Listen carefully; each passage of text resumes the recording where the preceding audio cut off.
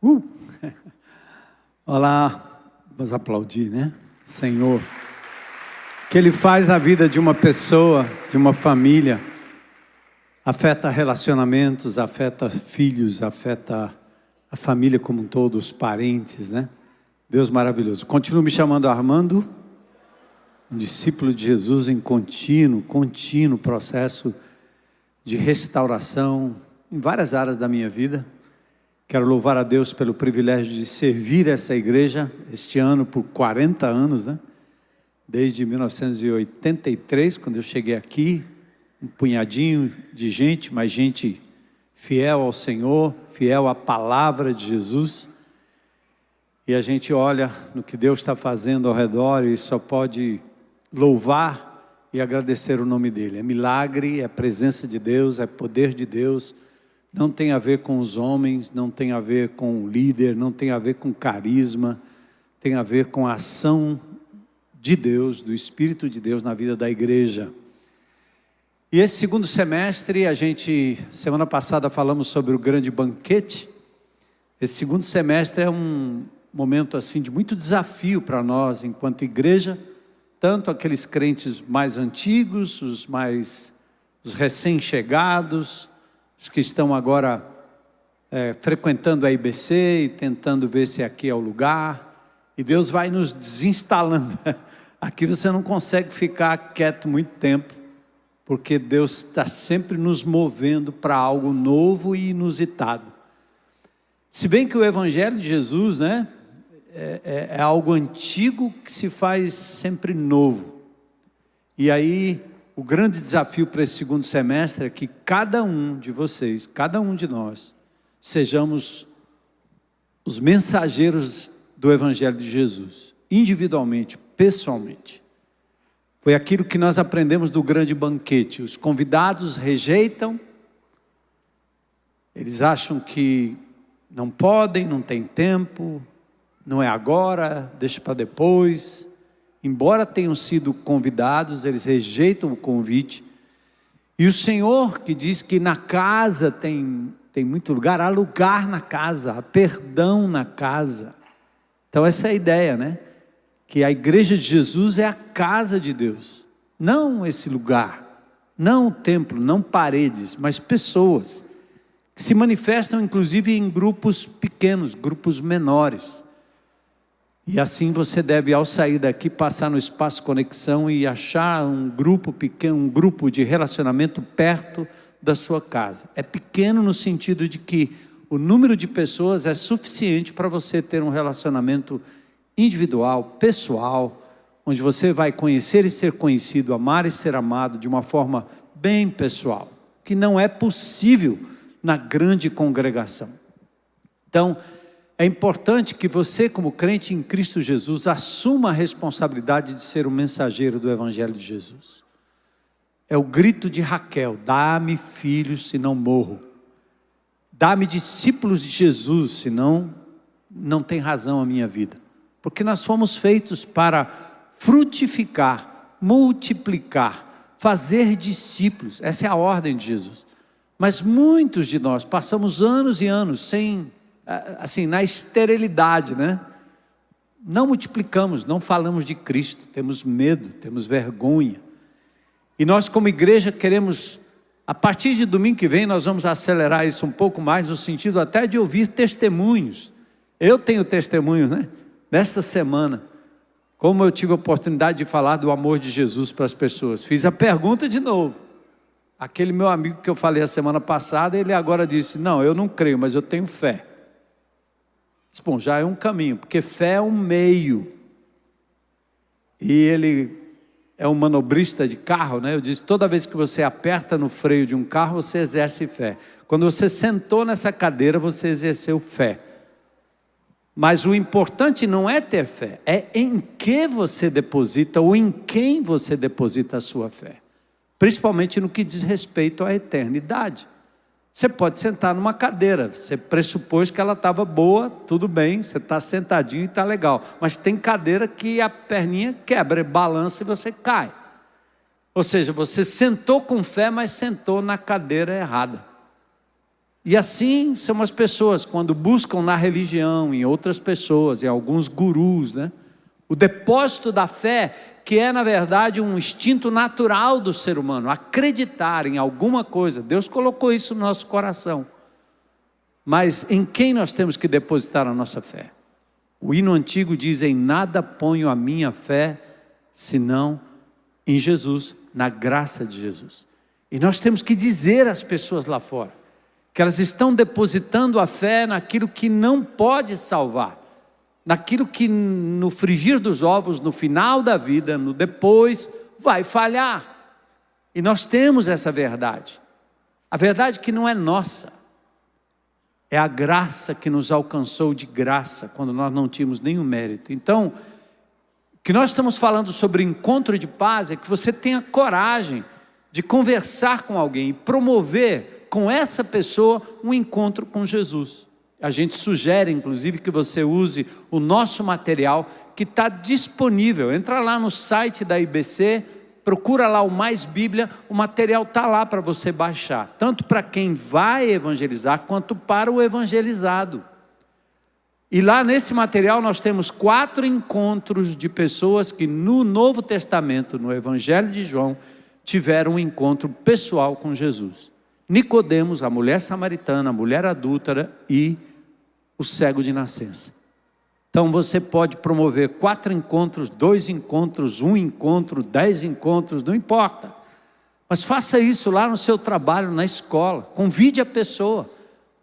Você não precisa dizer que vai lá pregar o evangelho e uma pregação, nada disso. Você pode dizer: eu quero simplesmente mostrar para você como é a paz de Deus na sua vida, como você pode obter a paz de Deus, como Deus pode lhe dar paz. A paz é Jesus, Ele é o príncipe da paz, né? Então você saberá qual meio para chegar ao coração dessa pessoa. Hoje de manhã foi muito legal, porque eu estou jogando beach tênis lá na beira-mar, né?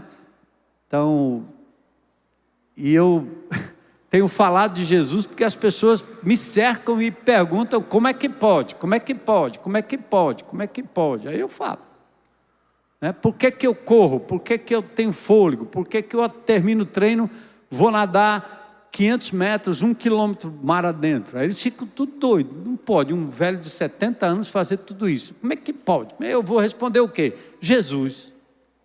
Eu só tenho uma resposta. É Ele que me dá disciplina, é Ele que cuida de mim, é Ele, só por Ele, não pode ser outra coisa. E aí quando você fala do amor de Jesus, aí as pessoas começam: olha como é. Aí eu convidei uma, falando de Jesus para ela, né? Eu vou tentar fisgá-la, né? E ela também joga beach tênis, e aqui domingo de manhã tem uma escolinha de beach tênis para os meninos da comunidade. É um esporte caro, diferente do futebol. A igreja adquiriu algumas raquetes, bolas. Nós temos um professor que decidiu voluntariamente vir ensinar os meninos da comunidade, que agora estão jogando beach tênis. Eu disse: vá lá, no negócio do beach tênis. E aí, para minha surpresa, ela veio. E ela veio para o beach tênis. E aí, o que eu faço? Eu disse: bota a roupa aí, pega a raquete e vai. Aí ela jogou beach tênis, eu fiquei do lado de fora. Quando terminou, eu disse: agora vai ser um pouco de cada vez, né? Eu disse: quando você terminar aqui, pode tomar um banho, depois você toma um café e fica tranquilo, pode ir, não tem problema. Aí ela, quando saiu do banho, eu fiquei ali fora, ela disse... Aí eu falei: não, agora tem um café e eu preciso ir porque eu vou proceder ali com a palestra. Aí ela disse: não estou com fome não. Eu disse: opa. Eu disse: então tem um coral infantil. Ah é? Quando é? Eu disse: daqui a pouco. Percebe que até então eu não deixei ela perceber que eu estava querendo que ela ficasse para ouvir o Evangelho de Jesus no culto. Aí entrei com ela aqui e subi ali no House Mix, mostrei. Daqui a pouco o coral de crianças entrou com os pais atrás. Aí eu disse para ela: você fica aí, vai ter o negócio das crianças, depois você pode ir embora. Me despedi dela, tranquilo, e vim aqui para frente, que eu disse: eu vou me ligar aqui no culto. Quando eu terminei, ela estava aqui na frente, nos abraçando. E depois me mandou um WhatsApp. Eu fui tremendamente impactada pelo que eu vi e pelo que eu ouvi, né? Então, é só isso. É simples assim, né? Mas o evangelismo é o toque individual. É o que eu vou fazer, se Deus permitir, amanhã. O que é que te impede de entregar a sua vida a Jesus? O que é que te impede? Qual foi a última vez que você fez essa pergunta? Como crente em Cristo, qual foi a última vez que você levou alguém ao conhecimento de Jesus, tirando essa pessoa das trevas para a luz, da eternidade perdida? Quando eu conversei com o meu amigo, que é o manobrista, eu sentei com ele e eu já comecei a apelar. Eu disse: será que nós vamos estar vivos amanhã? Ele olhou para mim, arregalou os olhos. Eu disse: não, eu não sei, você sabe? Eu disse: não sei não. Pronto, aí eu disse: então é bom a gente garantir a passagem, né? Como é? Compra? Não, não compra, é de graça, Jesus deu. E eu fui explicando o evangelho de Jesus. Meu irmão, se você se dispor, Deus vai te usar poderosamente, não só para levar pessoas ao conhecimento de Jesus, mas para apressar a vinda do nosso Senhor Jesus Cristo. Amém? Então vamos lá? Eu quero convidar você a ficar de pé, fazer uma leitura em Lucas capítulo 15. Nós vamos continuar a nossa série da graça. E hoje é dia dos pais. Eu vou falar de um pai que ficou observando 2 filhos.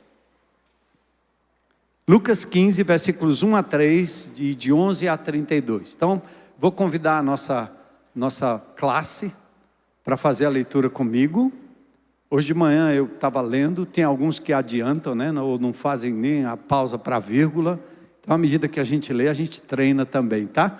E é texto, é palavra de Deus, certo? Isso que está projetado aí é Bíblia, palavra de Deus. Evangelho de Lucas, um dos 4 evangelhos. Lucas era um grego médico, escreveu para os gregos, na perspectiva dos gregos. Ele era muito detalhista. Lucas é um historiador de primeira linha. Escreveu o livro de Atos com uma precisão histórica e sequencial fantástica. Então ele escreve esse evangelho com muita precisão. É neste evangelho que nós temos o Magnificat, porque ele, como médico, entendia da gravidez de Isabel e de Maria. E aí Lucas então usa as parábolas de Jesus. Ele descreve as parábolas, que foi um método de Jesus ensinar as pessoas com simplicidade, sem complicar. Ele contava histórias da vida fictícias, mas para ilustrar uma realidade preciosa e fundamental. Então, as parábolas. E aqui Jesus está numa circunstância onde ele senta à mesa com pessoas, perguntas são feitas e ele responde novamente com uma parábola, como fez na semana passada, quando lemos lá em Lucas capítulo 14. Então, vamos comigo? Aproximavam-se de Jesus todos os publicanos e pecadores para o ouvir. Bora, classe. E murmuravam os fariseus e os escribas, dizendo: este recebe pecadores e come com eles. Então lhes propôs Jesus esta parábola. A gente pula e vamos para esta parábola aqui, que é uma das que está no texto. Continuou: certo homem tinha 2 filhos. O mais moço deles disse ao pai: pai, dá-me a parte dos bens que me cabe. E ele lhes repartiu os haveres, os bens. Passados não muitos dias, o filho mais moço, ajuntando tudo o que era seu, partiu para uma terra distante e lá dissipou todos os seus bens, vivendo dissolutamente, gastou tudo. Depois de ter consumido tudo, sobreveio àquele país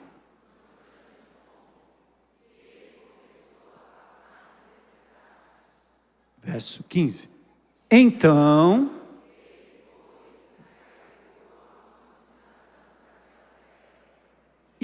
este o mandou para os seus campos a guardar porcos. Ali desejava ele fartar-se, que os porcos comiam, mas ninguém lhe dava nada. Então, caindo em si, disse: quantos trabalhadores de meu pai têm pão com fartura, e eu aqui morro de fome. Levantar-me-ei, irei ter com meu pai, e lhe direi: Pai, pequei contra o céu e diante de ti. Já não sou digno. Trata-me como um dos teus trabalhadores. E, levantando-se, foi para o seu pai. Vinha ele ainda longe, quando seu pai o avistou e, compadecido dele, correndo, o abraçou e beijou. E o filho lhe disse: Pai, pequei contra o céu e diante de ti. Já não sou digno de ser chamado teu filho. O pai, porém, disse aos seus servos: trazei depressa a melhor roupa, vestiu, ponde-lhe um anel no dedo e sandálias nos pés. Trazei também e matai o novilho cevado, comamos e regozijemo-nos, porque este meu filho estava morto e reviveu, estava perdido e foi achado, e começaram a regozijar-se. Ora,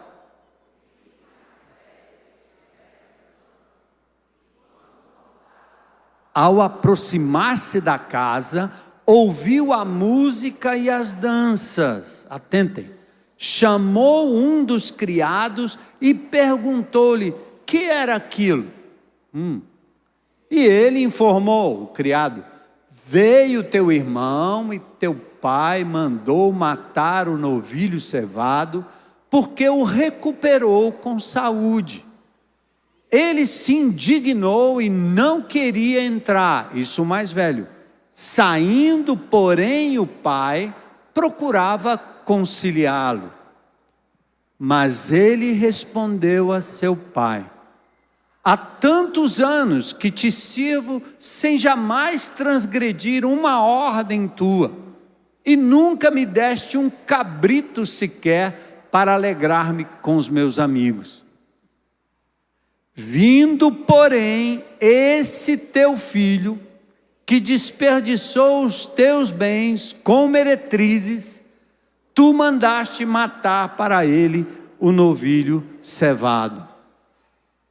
Então lhe respondeu o pai: tu sempre estás comigo, tudo que é meu é teu. Entretanto, era preciso que nos regozijássemos e nos alegrássemos, porque esse teu irmão estava morto e reviveu, estava perdido e foi achado.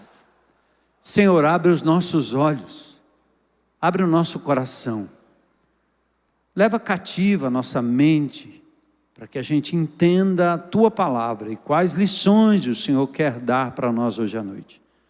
Usa-me, Senhor, falível homem pecador, mas que a tua palavra se sobressaia, que teu Espírito use esse momento aqui para transformar vidas daqueles que estão longe e daqueles que estão perto. Fala conosco, Senhor. Te agradecemos e oramos em nome de Jesus. Amém. Podem sentar.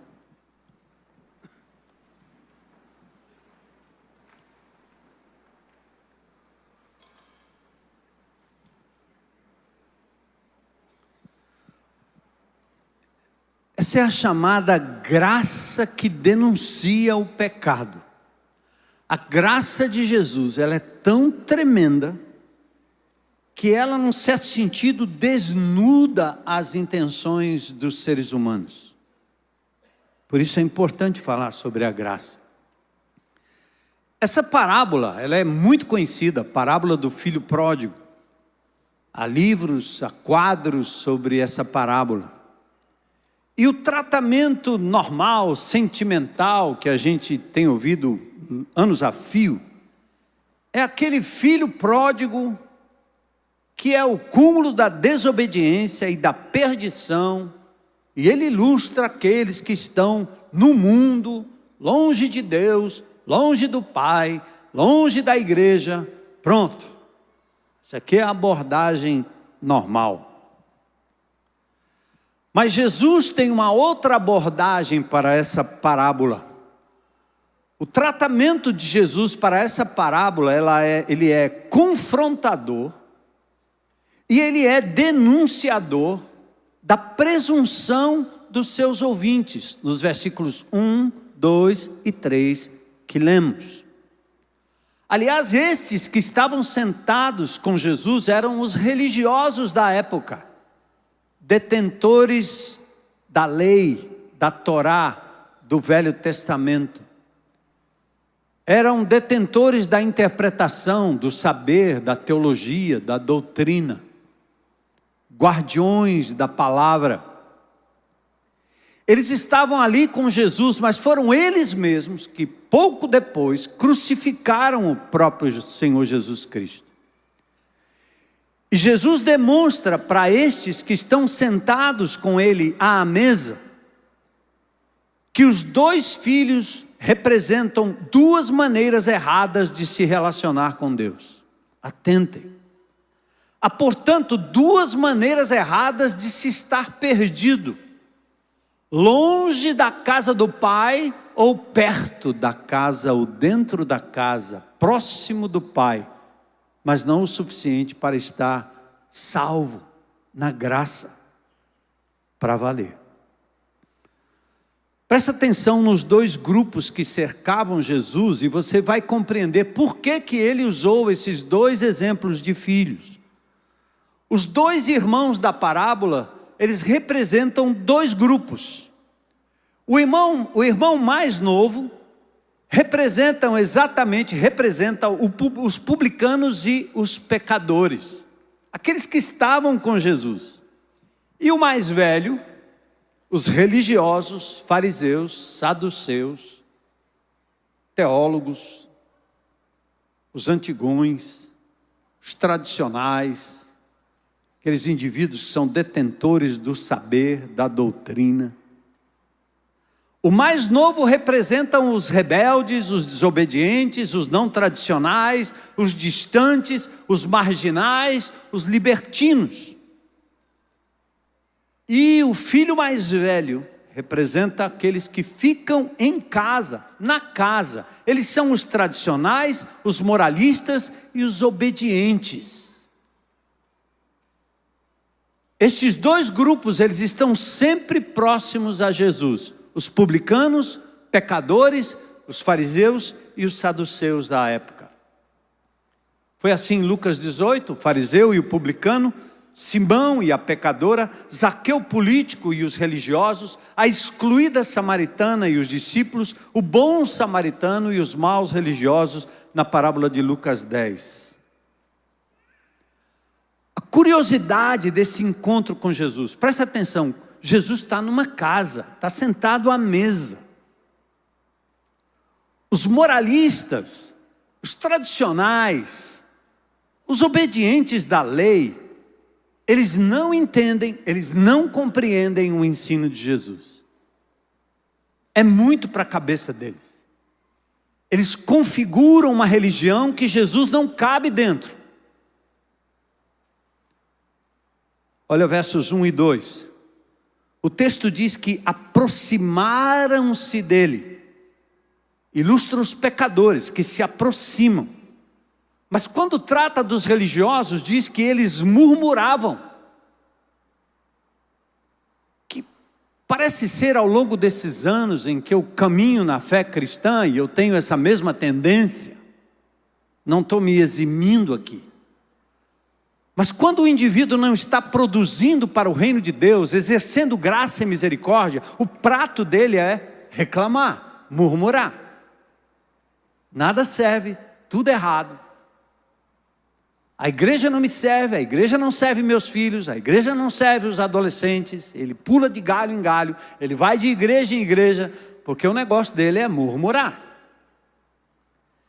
Ele sabe tudo. Ele senta e diz: esse pastor presta, aquele não. Ele não é capaz de entender o conteúdo da palavra de Deus que vem da boca de pessoas simples, porque ele murmura. Os pecadores não, eles se aproximam, eles vêm, eles estão sedentos, eles não têm questionamentos nem demandas, eles não são clientes, como disse o pastor Hamilton aqui há pouco. A reflexão sobre os encontros de Jesus, presta atenção. Jesus parece atrair os de fora, atrair os excluídos, mas parece que Jesus ofende os de dentro. Ele ofende os moralistas, os tradicionais, os religiosos, os cumpridores da lei, porque eles se acham bons demais. Qual é a razão da ofensa? Bom, simples, verso 2. Os religiosos moralistas, aqueles antigos da fé, aqueles indivíduos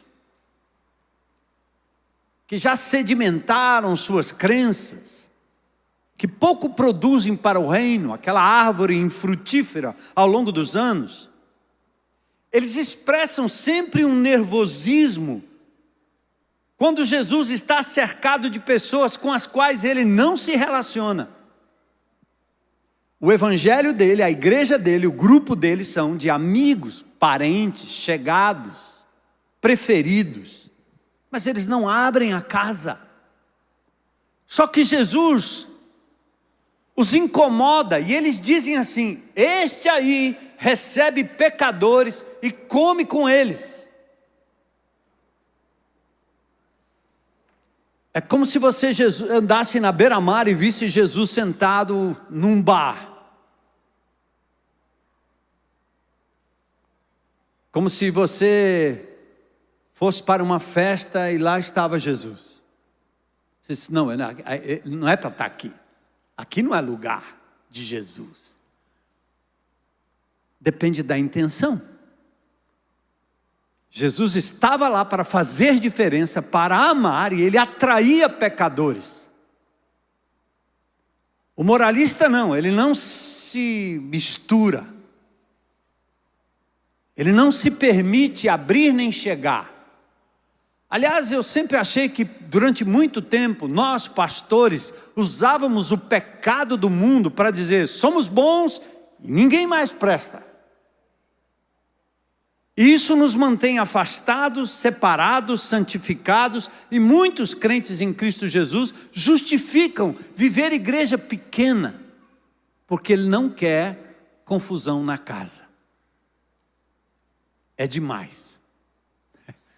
Você tem um filhinho só, tá bom, 2, máximo 2. 11, não.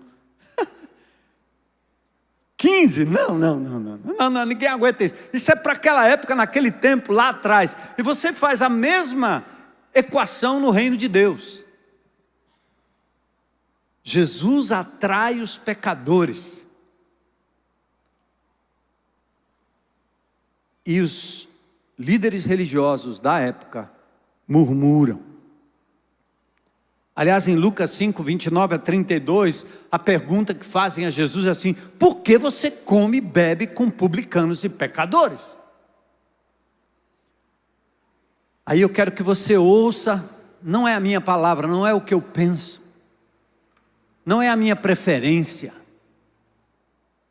A minha preferência seria igual a desses publicanos e pecadores, não fora a graça de Jesus e andar bem próximo, bem perto, para pensar o que Jesus pensa, querer o que Jesus quer, porque esse é o segredo, andar como ele andou. Olha o som da graça, Lucas 5, 31 e 32, os sãos, atentem, os sãos não precisam de quê, gente? De médico. E sim, os doentes. Olha o que Jesus disse: eu não vim chamar justos, e sim pecadores ao arrependimento. Entende? Esse é o som da graça. Na igreja, no GR, na vida pessoal, os bons, os tradicionais, os obedientes, os certinhos, os familiares, os amigos, estes aí estão sendo atraídos para a convivência, para a igreja, para o GR, para a escola, para o ministério, para o círculo de amizade. É assim que a gente faz ao longo dos anos. Os assassinos, os pecadores, os viciados, os bandidos, os perdidos, os loucos, os irremediáveis, eles não têm acesso, eles ficam longe da igreja, longe do GR, longe da nossa vida. Como também nós nos afastamos deles, fazendo o inverso do que Jesus fez quando se sentou, comeu e ofereceu a eles o evangelho da graça, como no grande banquete. Sai pelos becos, traz aqueles que estão sem esperança, coxos, aleijados, paraplégicos mentais, espirituais, tragam-nos para dentro, empurra eles, porque eles não vão se achar dignos. E qual é o nosso problema? Será que o nosso problema é distância ou proximidade? Se não obtemos a mesma resposta que Jesus obteve no seu ministério, talvez seja porque estamos parecidos demais com o irmão mais velho. Eu chamo a atenção aqui com um amor pastoral, se é que eu posso dizer isso, para que você seja demovido da sua posição, ou estando aqui nessa igreja há tanto tempo, sem frutificar para o reino, ou chegando de algum outro lugar, achando que aqui tem alguma espécie de conforto. Não terá, porque a palavra de Deus é como um martelo que esmiuça, ela traz luz onde tem escuridão, ela revela quem somos e como estamos, ela nos confronta com o amor de Jesus pelos pecadores perdidos, ela nos tira da zona de conforto. Amém, igreja?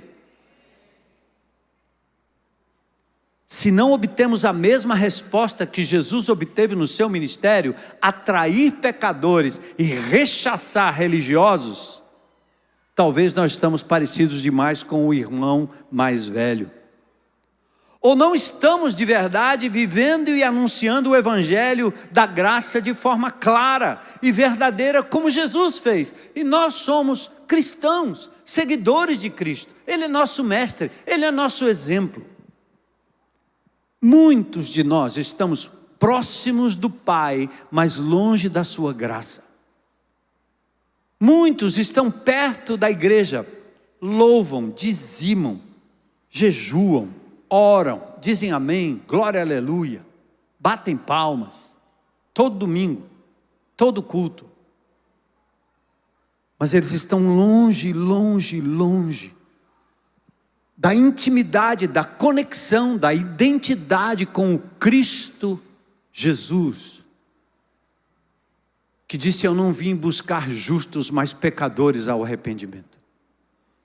Os sãos não precisam de médico. Nós somos o SAMU de Jesus.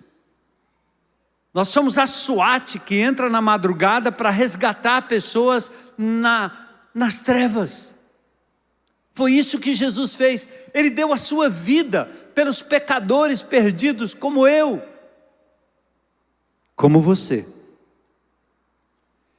E aí veja, tem duas maneiras erradas de nos aproximarmos de Deus. Os dois filhos representam isso.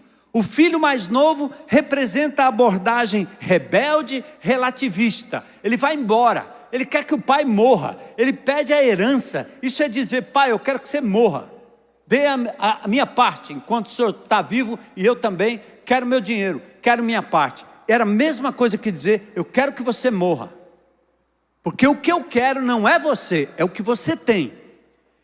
Eu denunciei aqui na semana passada e vou repetir de novo. A religiosidade, a igreja evangélica, acostumou pessoas a se achegarem a Deus para obterem algum resultado, alguma benesse, alguma coisa. Tipo assim, venha para Jesus e você vai ser curado. Venha para Jesus e eu vou trazer de volta o seu grande amor. Venha para Jesus, você vai ganhar dinheiro. Venha para Jesus, você vai parar de sofrer. Venha para Jesus que tudo vai dar certo. E agora com positivismo coachiano, você vem para Jesus para parar de andar de Fusca e desejar uma Ferrari. Porque agora você não é mais cauda, você é cabeça. E os caras usam truques para enganar o povo. Porque nós não podemos nos achegar a Deus por aquilo que Ele pode dar, mas por aquilo que Ele é. Por quem Ele é.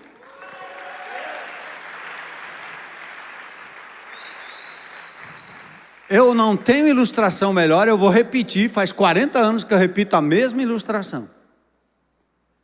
Quantas vezes eu cheguei no aeroporto, minha esposa estava lá com minhas filhas, e a primeira coisa que elas corriam era para me abraçar e dizer, papai, você voltou. E eu não trazia nenhum palito para elas. E eu já observei crianças que chegavam o pai ou a mãe, e a primeira coisa que a criança gritava quando via o pai é, cadê meu presente?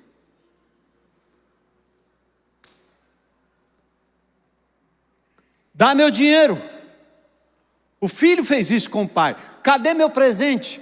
Eu quero o que você tem, não quem você é. A relação com Deus jamais vai chegar ao ponto de você viver a vida abundante e usufruir de tudo que Deus tem, enquanto você não compreender que evangelho é relacionamento com Deus. É paixão, proximidade, intimidade, suficiência da presença de Deus. Você acha que é à toa que o salmista diz, o Senhor é meu pastor? E a tradução correta seria assim, ó. Porque o Senhor é o meu pastor, eu não sinto falta de nada. Você pode me dar ouro. Você pode tirar o ouro. Você pode me dar a melhor amante. Você pode tirar a melhor amante. Eu não sentirei falta de nada. Quem tem o Senhor é como quem tem um copo cheio. Cheio não do que Ele pode te dar. Curas, milagres, ressurreição, dinheiro. Ora, isso aí é bobagem. Jesus curou algumas pessoas, não curou todas as pessoas. Porque Ele diz, não vinde ao que eu tenho que lhe dar, vinde a mim. Aprendam de mim. Entende? Que não é uma relação de troca. O apóstolo Paulo, quando se converteu, caiu no chão, cego. Ele enxergava, ficou cego, desorientado. Como é que eu vou dizer para alguém que está aqui pela primeira vez ouvindo talvez a palavra de Jesus assim, cuidado, você vai entregar a sua vida a Jesus, você pode ficar cego. O cara vai embora. Eu só não quero esse, que doideira é essa, que negócio é esse? Quer dizer, Deus vai tirar coisas da sua vida. Ele não vai dar não, Ele vai tirar. Ele pode tirar, claro que Ele pode tirar. Por quê? Se o seu orgulho é tão grande que você precisa temporariamente experimentar a cegueira para saber que Deus é tudo e você é nada, Deus vai fazer.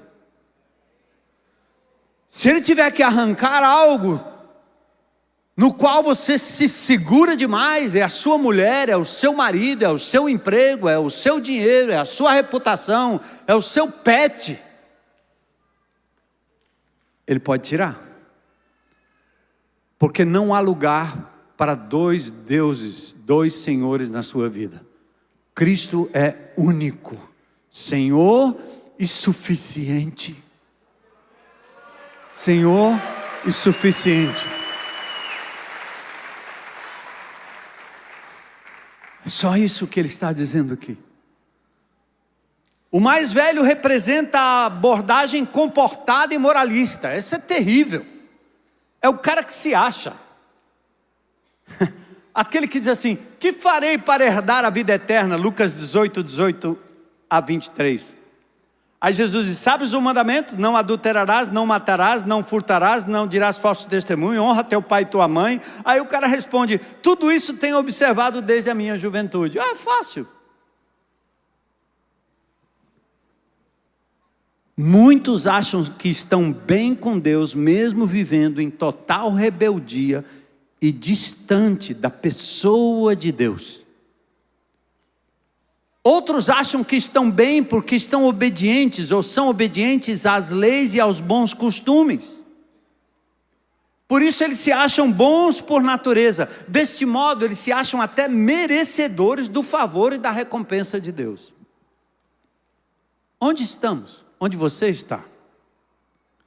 Sermos bons e obedientes por temor ou pela recompensa divina nos torna parecidos com o filho mais velho, que alegou diante do pai, presunção pura.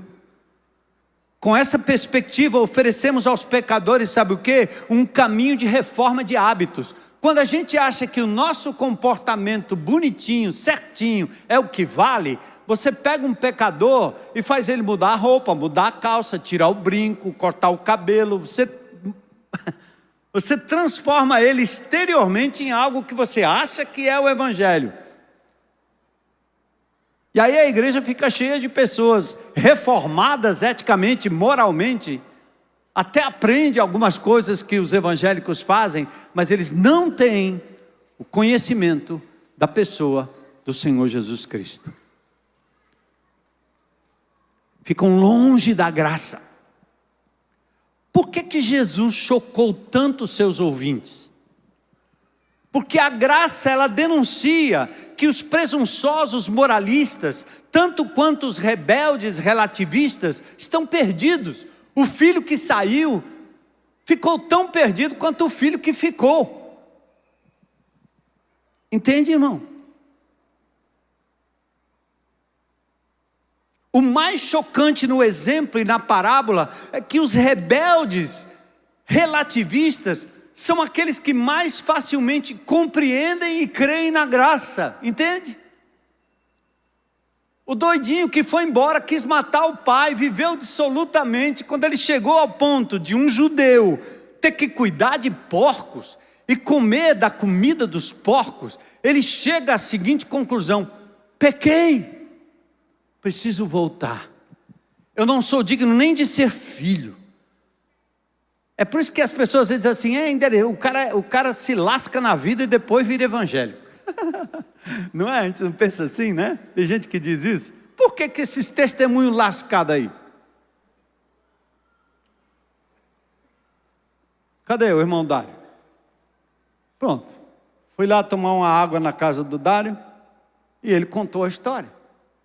Anos na cocaína, inveterada cocaína, até que a graça o alcançou. E esse homem, depois de anos limpo da cocaína, pregando a palavra de Deus, não sai da boca dele a graça. Eu estava morto, agora estou vivo. Eu era cego, agora eu vejo. Ele tem que falar. Então parece que aqueles que se distanciam e apanham lá fora, voltam e entendem melhor a graça. Aliás, eles têm talvez mais coração para voltar atrás. Esse foi meu chamado. Meus amigos morreram de overdose, alguns amigos meus foram presos na casa de detenção, outros foram parar na delegacia. Eu tangenciei tudo isso enquanto eu era jovem e nunca saía da minha cabeça: um dia eu quero, quando eu conheci Jesus, eu quero voltar e ajudar meus amigos. Um dia eu quero ajudar essas pessoas. Por isso, logo no início do ministério, aliás, quando eu me converti, entrava na casa de detenção para pregar aos detentos, lá do Carandiru, na zona norte de São Paulo. Pegava a Heloísa e ia para as favelas, para ver os bandidos ali, falando com as crianças e atingindo as famílias, porque essa era a minha vocação, eu vim de lá. Então, a parábola parece-me que mostra que aqueles que estão distantes e que até caem, até fazem a loucura, quando voltam, eles entendem melhor a graça do que aqueles presunçosos igualmente perdidos, mas que ficam achando que são bons o suficiente.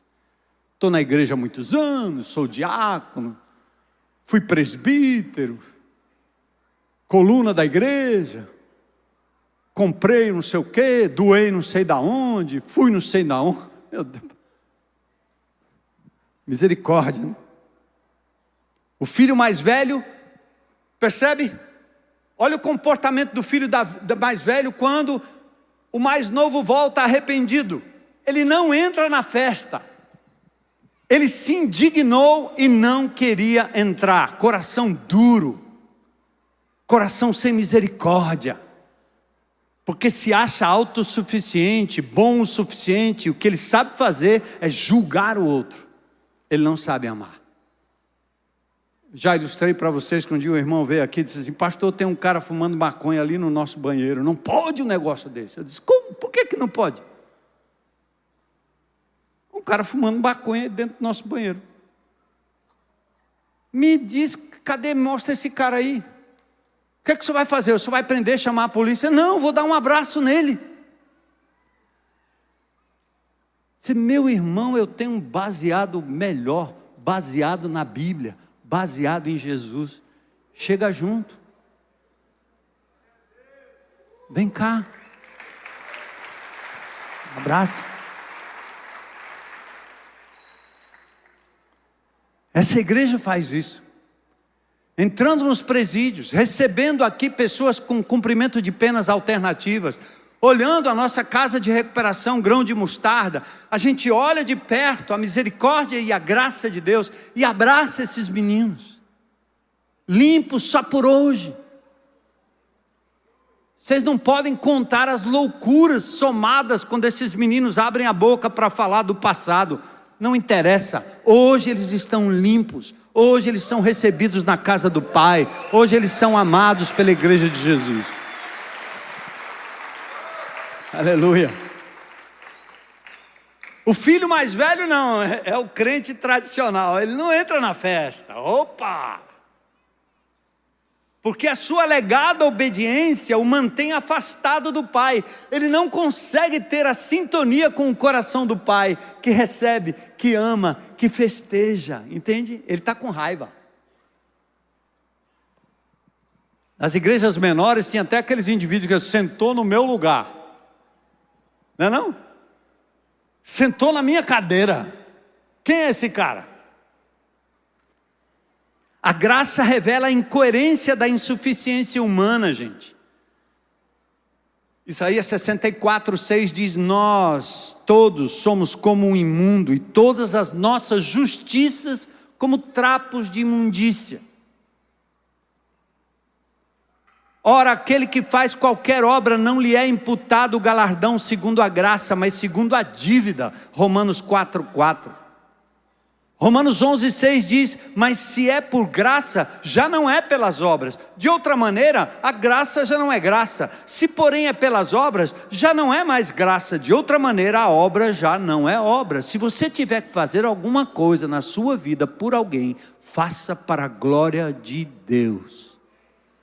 Ouviu, mamãe? Você faz coisas para o seu filho, para a sua filha, a fim de obter um resultado? Não, faça para a glória de Deus. Sabe por quê? Amanhã ele pode virar as costas, você vai se decepcionar e vai perguntar: por que eu fiz tudo isso e ele fez isso comigo? Você não tem esse poder, nem Deus.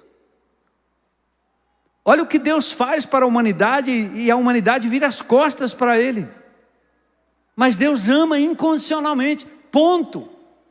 Não para obter resultado, entendeu, mamãe? Entendeu, papai? Ame. Ah, eu amei meu marido muitos anos, fui fiel, olha o que ele fez comigo. Ou você foi fiel ao seu marido ou a Jesus? Hein, mulher? Você foi fiel por Jesus ou pelo teu marido? Se foi pelo teu marido, está fraco. Presta não. Eu sou fiel à minha esposa por Jesus. Quem vai comigo nos lugares mais escuros, onde eu estou sozinho, onde eu sou tentado, não é minha mulher, é Jesus. A Bíblia diz que os olhos do Senhor estão em todo lugar. É Ele que vai comigo. Eu deixo de fazer aquilo que é errado por ele. E se a minha mulher me agrada, obrigado. Se não me agrada, obrigado do mesmo jeito. Eu estou pleno em Jesus, eu quero andar pleno em Jesus. Não aceite o amor humano se você não estiver pleno do amor de Deus, porque aí o amor humano é o copo que transborda, e não a essência da sua necessidade. Olha os sistemas religiosos, todos são ensinados a fazer por onde, a sofrer, a pagar o karma, a fazer, a amar, a ser bom, tudo para alcançar o favor divino. A graça é sem mérito, é imerecida, é dom de Deus. Os dois filhos estão igualmente perdidos. Pecamos quando quebramos a lei de Deus, óbvio. Pecamos quando obedecemos a lei de Deus por motivos errados. Para alegar, para se achar mais santo do que os outros, para ter o direito de julgar os outros. O verdadeiro filho de Deus quer obedecer à lei de Deus, mas seus motivos são diferentes do filho mais velho. Um perigo. O filho mais novo sabe que está longe do pai, mas o mais velho não se apercebe da presunção. Ele está irremediavelmente perdido. Em nome de Jesus, olha para o teu coração, amado. Entenda a graça. A igreja de Jesus está repleta de filhos mais velhos. E no caminho a gente acaba escorregando como os dois filhos. O mais novo escorrega para a devassidão, o mais velho para a autojustiça. Ele se acha. Eu tenho que repetir de novo aqui, porque é um tema recorrente. Indivíduos que fazem o bem para as pessoas, depois têm isso como capital. Ele acha que agora as pessoas devem a ele. Eu estou ouvindo pessoas decepcionadas com a igreja que estão dizendo: eu fiz isso, eu fiz aquilo, eu fiz isso, eu fiz aquilo, eu fiz isso, eu fiz aquilo. E aí ele está achando que porque fez tudo isso, merece alguma outra coisa. Não, meu irmão. Você fez para Jesus, a contabilidade é com Ele. A recompensa vem dEle. Não é agora, é lá na eternidade. E para mim o prazer de fazer algo por alguém é o prazer de obedecer ao meu Senhor, e imitá-lo, e ser um representante dEle. Aqui tem um apelo. Chegou a hora de reconhecermos a suficiente graça de Deus. Foi por graça. Chegou a hora de arrependermos-nos, como ou com o filho pródigo, e decidimos transformar o Deus de patrão em pai. Eu trabalhei para o Senhor há muito tempo, nem um cabrito.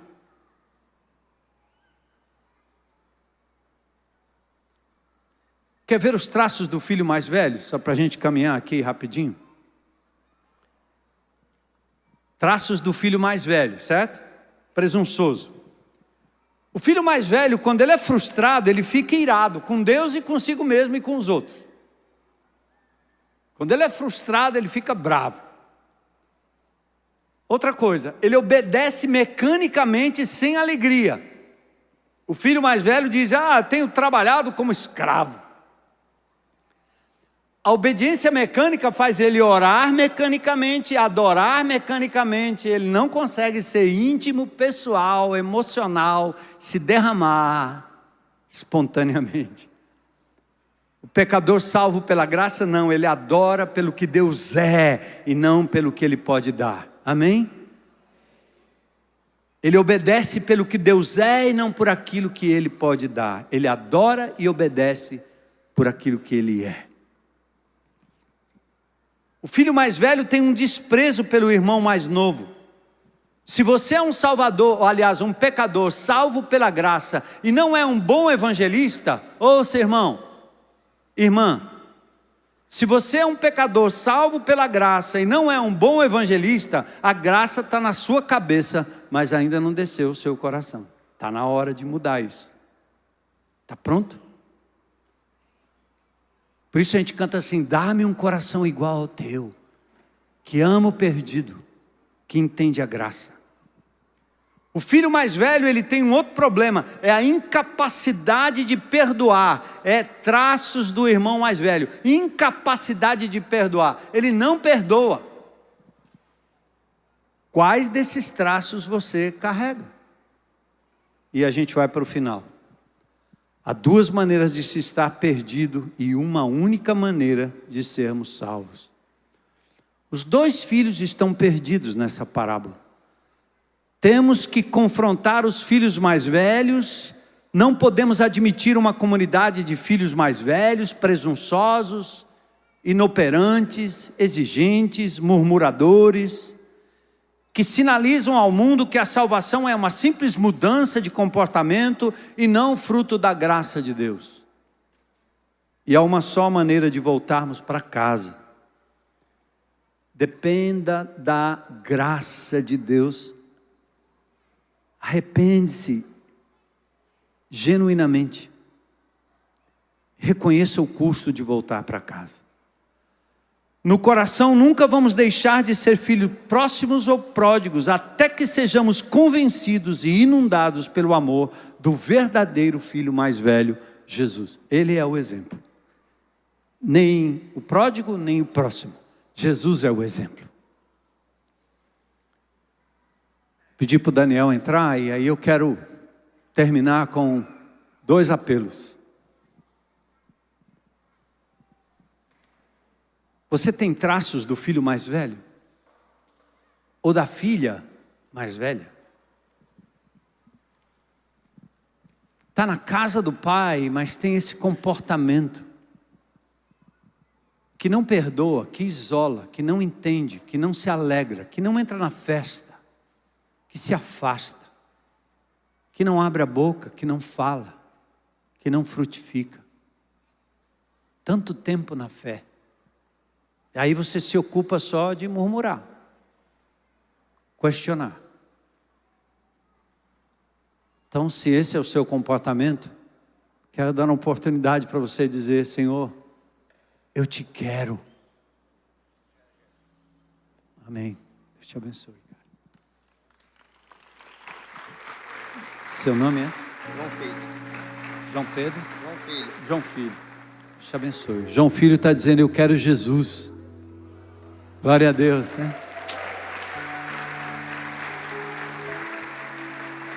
Vem aqui, pessoal. Tem mais alguém que gostaria de hoje dizer: eu quero Jesus como meu Senhor e Salvador? Estava longe, estou voltando e dizendo: eu pequei contra ti, pequei contra os céus, eu preciso de Jesus como meu Senhor e Salvador. Tem mais alguém? Coragem para vir aqui à frente? Vem.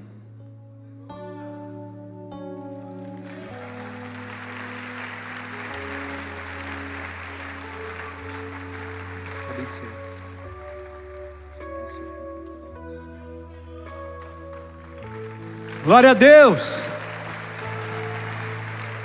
Vem, vem. Coragem para dizer: eu quero Jesus. Não quero ficar longe e nem perto para obter aquilo que eu quero. Eu quero o que Deus quer para mim. Eu recebo, eu aceito a salvação em Cristo Jesus. Tem mais alguém hoje à noite? Talvez você esperou tanto tempo. Jesus disse: quem se envergonhar diante dos homens, eu me envergonharei dele diante do meu Pai que está nos céus. Mas quem me confessar diante dos homens, eu também o confessarei diante de meu Pai. É preciso coragem, né? Como esses que aqui vieram. Eu quero Jesus. Não precisa nem perguntar. O Espírito de Deus convenceu, ele vem. É assim que Deus age. E eu quero perguntar a você que é crente em Cristo Jesus, que Deus está te chamando para um desafio, e você entende que tem sido mais parecido com o filho mais próximo. Presunção, amargura, falta de perdão, crítica, murmuração, alguma dessas características. Se tem alguém aqui no nosso meio, crente em Cristo Jesus, fica de pé aí onde você está. Diga: sou eu. Eu quero uma nova chance, Senhor. Quero ter intimidade contigo, andar na tua presença, amar quem o Senhor ama, cuidar de quem o Senhor cuida, aproximar-me daqueles que o Senhor se aproximaria.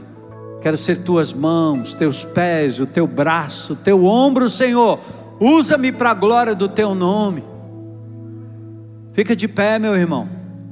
Você que está há muito tempo no Evangelho de Jesus, e chegou a hora de você ter um renovo, um renascer.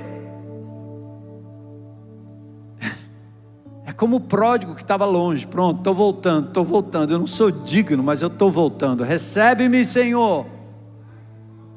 Sou teu filho. Quero comunhão contigo acima de tudo.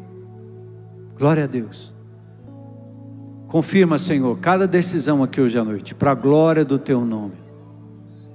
Enquanto cantamos, vamos reafirmar isso. Vamos ficar de pé como igreja.